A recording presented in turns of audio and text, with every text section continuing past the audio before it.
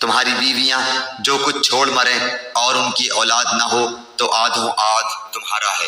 اور اگر ان کی اولاد ہو تو ان کے چھوڑے ہوئے مال میں سے تمہارے لیے چوتھائی حصہ ہے، اس وصیت کی ادائیگی کے بعد جو وہ کر گئی ہوں یا قرض کے بعد، اور جو ترکہ تم چھوڑ جاؤ اس میں ان کے لیے چوتھائی ہے اگر تمہاری اولاد نہ ہو، اور اگر تمہاری اولاد ہو تو پھر انہیں تمہارے ترکے کا 8واں حصہ ملے گا، اس وصیت کے بعد جو تم کر گئے ہو اور قرض کی ادائیگی کے بعد۔ اور جن کی میراث لی جاتی ہے وہ مرد یا عورت کلالہ ہو، یعنی اس کا باپ بیٹا نہ ہو اور اس کا ایک بھائی یا ایک بہن ہو تو ان دونوں میں سے ہر ایک کا چھٹا حصہ ہے، اور اگر اس سے زیادہ ہوں تو 1/3 میں سب شریک ہیں، اس وصیت کے بعد جو کی جائے اور قرض کے بعد، جبکہ اوروں کا نقصان نہ کیا گیا ہو۔ یہ مقرر کیا ہوا اللہ تعالیٰ کی طرف سے ہے۔